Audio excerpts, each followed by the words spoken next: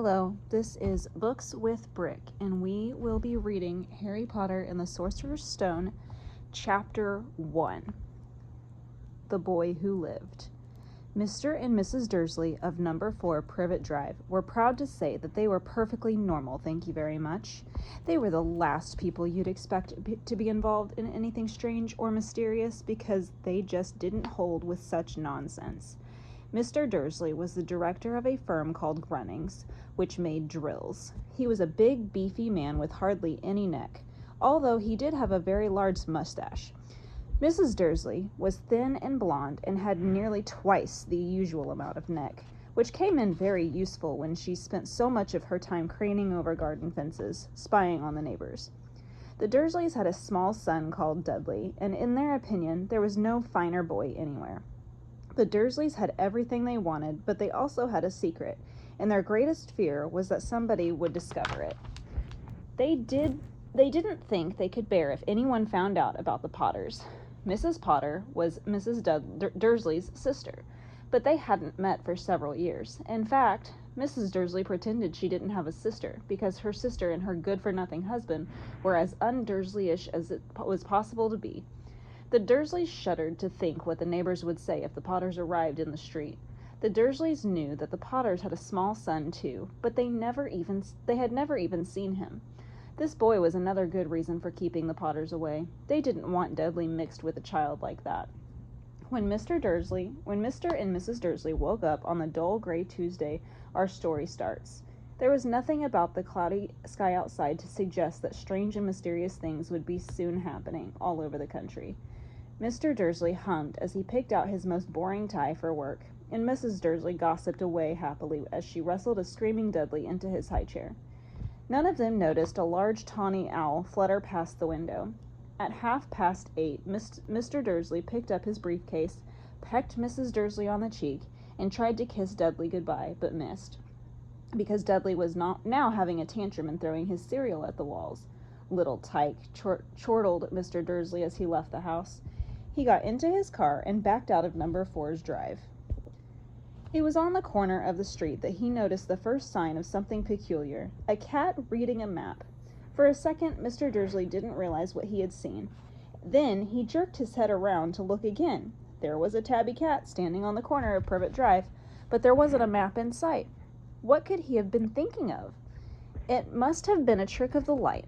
Mr. Dursley blinked and stared at the cat, and it stared back. As Mr. Dursley drove around the corner and up the road, he watched the cat in his mirror. It was now reading the sign that said Privet Drive. No, looking at the sign. Cats couldn't read maps or signs. Mr. Dursley gave himself a little shake and put the cat out of his mind. As he drove toward the town, he thought of nothing except a large order of drills that he was hoping to get that day. But on the edge of town, drills were driven out of his mind by something else. As he sat in the usual morning traffic jam, he couldn't help noticing that there seemed to be a lot of strangely dressed people about. People in cloaks. Mr. Dursley couldn't bear people who dressed in funny clothes, the get-ups you saw on young people. He supposed this was some stupid new fashion. He drummed his fingers on the steering wheel, and his eyes fell on a huddle of these weirdos standing quite close by. They were whispering excitedly together. Mr. Dursley was enraged to see that a couple of them weren't young at all. Why, that man had to be older than he was, and wearing an emerald green cloak. The nerve of him! But then it struck Mr. Dursley that this was probably some silly stunt. These people were obviously collecting for something. Yes, that would be it. The traffic moved on, and a few minutes later, Mr. Dursley arrived in the Grunnings parking lot, his mind back on drills. Mr. Dursley always sat with his back to the window in his office on the 9th floor. If he hadn't, he might have found it harder to concentrate on drills that morning. He didn't see the owls swooping past in broad daylight, though people down in the street did. They pointed and gazed open-mouthed as owl after owl sped overhead. Most of them had never seen an owl before, even at nighttime. Mr. Dursley, however, had a perfectly normal, owl-free morning. He yelled at 5 different people. He made several important telephone calls and shouted a bit more. He was in a very good mood until lunchtime, when he thought he'd stretch his legs and walk across the road to buy himself a bun from the bakery. He'd forgotten all about the people in cloaks until he passed a group of them next to the baker's. He eyed them angrily as he passed. He didn't know why, but they made him uneasy. This bunch were whispering excitedly too, and he couldn't see a single collecting tin. It was on his way back past them, clutching a large doughnut in a bag, that he caught a few words of what they were saying. The Potters, that's right, that's what I heard. Yes, their son, Harry. Mr. Dursley stopped dead. Fear flooded him. He looked back at the whisperers as if he wanted to say something to them, but thought better of it. He dashed back across the road, hurried up to his office, snapped at his secretary not to disturb him, seized his telephone, and had almost finished dialing his home number when he changed his mind. He put the receiver back down and stroked his mustache, thinking, no, he was being stupid. Potter wasn't such an unusual name. He was sure there were a lot of people called Potter. Who had a son called Harry. Come to think of it, he wasn't even sure his nephew was called Harry. He'd never even seen the boy. It might have been Harvey or Harold. There was no point in worrying Mrs. Dursley. She always got upset at any mention of her sister. He didn't blame her if he'd had a sister like that, but all the same, those people in cloaks. He found it a lot harder to concentrate on drills that afternoon, and when he left the building at 5 o'clock, he was still so worried that he had walked straight into someone just outside the door. Sorry, he grunted, as the tiny old man stumbled and almost fell. It was a few seconds before Mr. Dursley realized that the man was wearing a violet cloak. He didn't seem at all upset at being almost knocked to the ground. On the contrary, his face split into a wide smile, and he said in a squeaky voice that made passers-by stare, "Don't worry, my dear sir, for nothing could upset me today. Rejoice, for you know who has gone at last. Even muggles like yourself should be celebrating this happy, happy day." And the old man hugged Mr. Dursley around the middle and walked off. Mr. Dursley stood rooted to the spot. He had been hugged by a complete stranger. He also thought he had been called a muggle, whatever that was. He was rattled. He hurried to his car and set off for home, hoping he was imagining things, which he had never hoped before, because he didn't approve of imagination. As he pulled into the driveway of number 4, the first thing he saw, and it didn't improve his mood, was that tabby cat he'd spotted that morning. It was now sitting on his garden wall. He was sure it was the same one. It had the same markings around its eyes. "Shoo!" said Mr. Dursley loudly. The cat didn't move. It just gave him a stern look. Was that normal cat behavior? Mr. Dursley wondered, trying to pull himself together. He let himself into the house. He was still determined not to mention anything to his wife. Mrs. Dursley had had a nice, normal day. She told him over dinner all about Mrs. Nextdoor's problems with her daughter and how Dudley had learned a new word, won't. Mr. Dursley tried to act normal. When Dudley had been put to bed, he went into the living room in time to catch the last report on the evening news. And finally, bird watchers everywhere have reported that the nation's owls have been behaving very unusually today. Although owls normally hunt at night and are hardly ever seen in the daylight, there have been hundreds of sightings of these birds, flying in every direction since sunrise. Experts are unable to explain why the owls have suddenly changed their sleeping pattern. The newscaster allowed himself a grin. Most mysterious. And now, over to Jim McGuffin with the weather. Going to be any more showers of owls tonight, Jim? Well, Ted, said the weatherman, I don't know about that, but it's not only the owls that have been acting oddly today. Viewers as far apart as Kent, Yorkshire, and Dundee have been phoning in to tell me that instead of the rain I promised yesterday, they've had a downpour of shooting stars. Perhaps people have been celebrating bonfire night early. It's not until next week, folks, but I can promise a wet night tonight. Mr. Dursley sat frozen in his armchair. Shooting stars all over Britain, owls flying by daylight, mysterious people in cloaks all over the place, and a whisper about the Potters. Mrs. Dursley came into the living room carrying 2 cups of tea. It was no good. He'd have to say something to her. He cleared his throat nervously. Petunia, dear, you haven't heard from your sister lately, have you? As he had expected, Mrs. Dursley looked shocked and angry. After all, they normally pretend she didn't have a sister. No, she said sharply. Why? Funny stuff on the news, Mr. Dursley mumbled.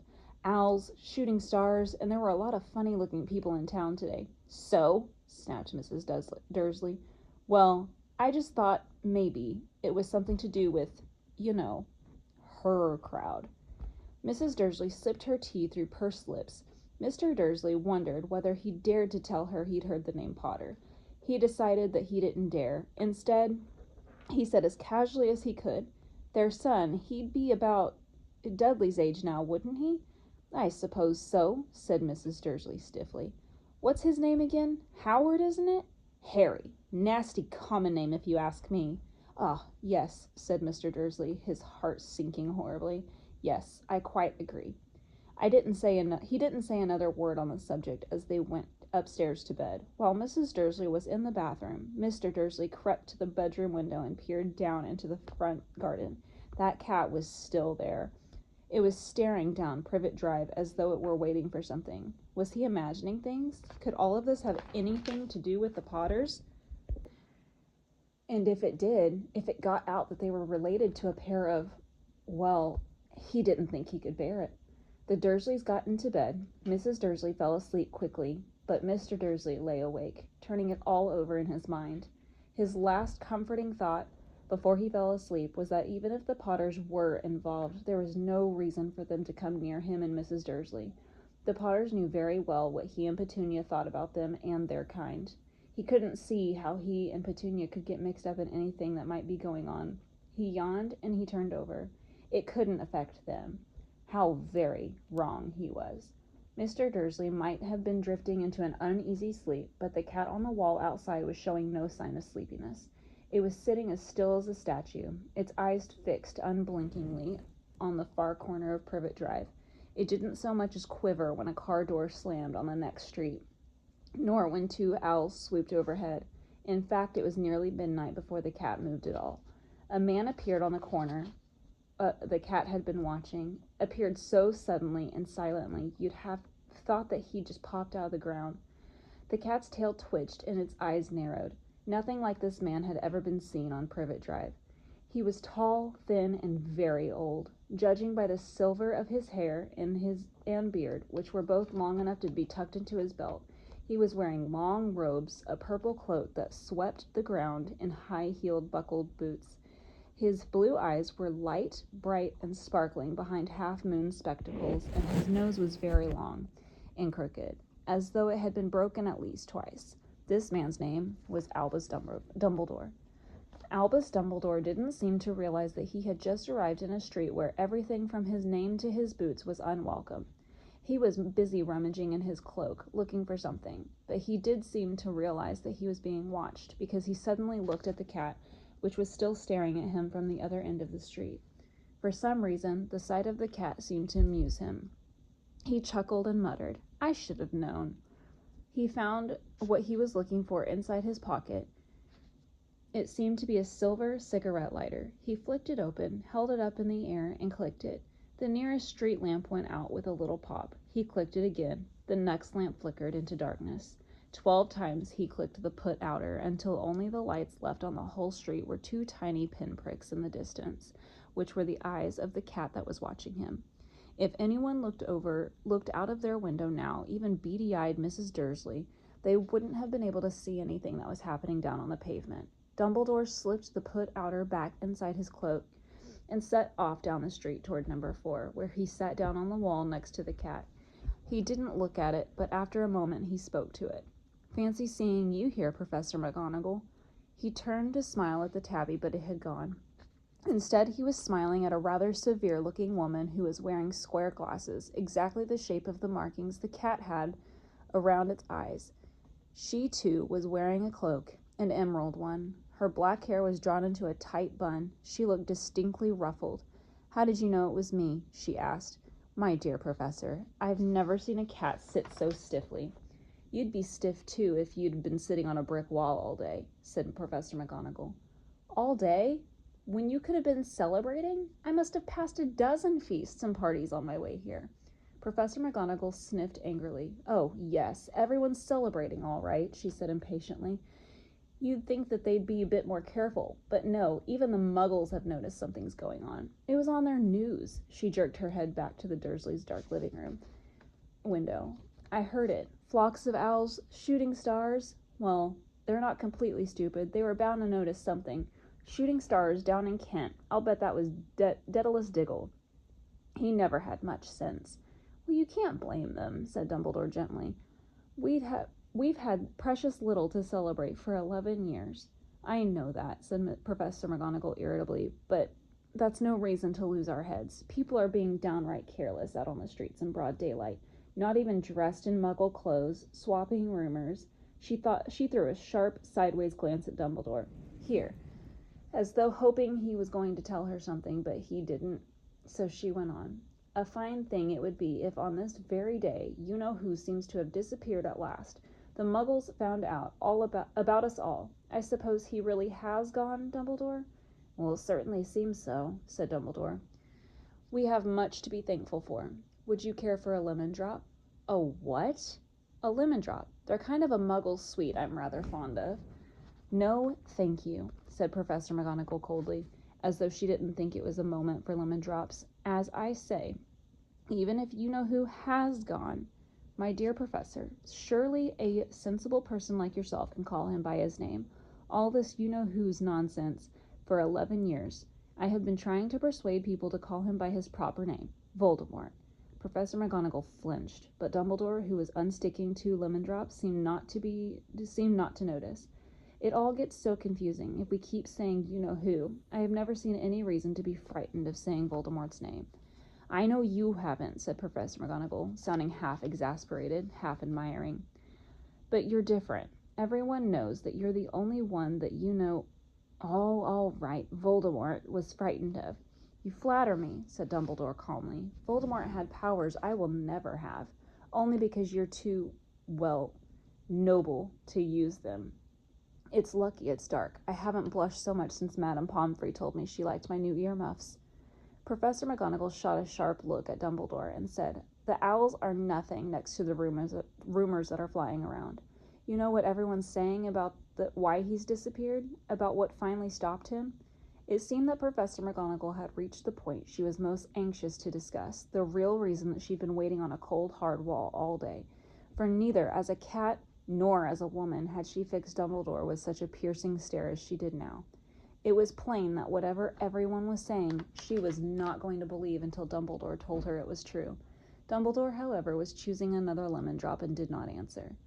What they're saying, she pressed on, is that last night Voldemort turned up in Godric's Hollow. He went to find the Potters. The rumor is that Lily and James Potter they're dead. Dumbledore bowed his head. Professor McGonagall gasped. Lily and James. I can't believe it. I didn't want to believe it. Oh, Albus. Dumbledore reached out and patted her on the shoulder. I know, he said heavily.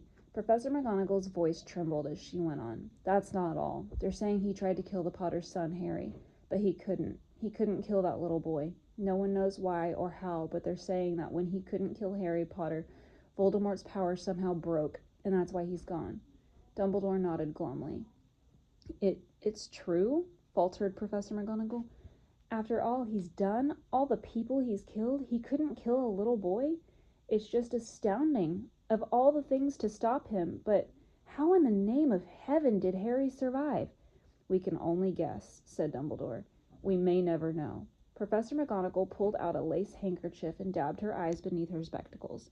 Dumbledore gave a great sniff as he took a golden watch from his pocket and examined it. It was a very odd watch. It had 12 hands, but no numbers, and instead, little planets were moving around the edge. It must have made sense to Dumbledore, though, because he put it back in his pocket and said, Hagrid's late. I suppose it was he who told you I'd be here, by the way. Yes, said Professor McGonagall. And I don't suppose you're going to tell me why you're here, of all places? I've come to bring Harry to his aunt and uncle. They're the only family he has left now. You can't mean the people who live here, cried Professor McGonagall, jumping to her feet and pointing at the number 4. Dumbledore, you can't. I've been watching them all day. You couldn't find 2 people who are less like us. They've got this son. I saw him kicking his mother all the way up the street, screaming for sweets. Harry Potter come and live here? Well, it's the best place for him, said Dumbledore firmly. His aunt and uncle will be able to explain everything to him when he's older. I've written them a letter. A letter? Repeated Professor McGonagall faintly, sitting back down on the wall. Really, Dumbledore? You think that you can explain all of this in a letter? These people will never understand him.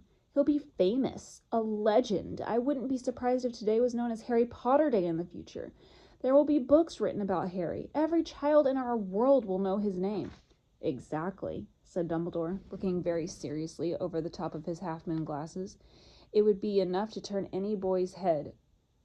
Famous before he can even walk and talk. Famous for something that he won't even remember. Can't you see how much better off he'll be growing up away from all of that until he's ready to take it in? Professor McGonagall opened her mouth and changed her mind, swallowed, and then said, yes, you're right, of course. But how is the boy getting here, Dumbledore? She eyed his cloak suddenly, as though she thought that he might be hiding Harry underneath it. Hagrid's bringing him.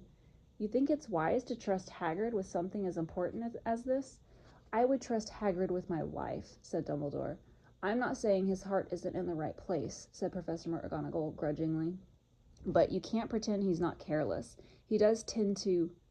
What was that? A low rumbling sound had broken the silence around them. It grew steadily louder as they looked up and down the street for some sign of a headlight. It swelled into a roar as they both looked up at the sky, and a huge motorcycle fell out of the air and landed on the road in front of them. If the motorcycle was huge, it was nothing to the man sitting astride it.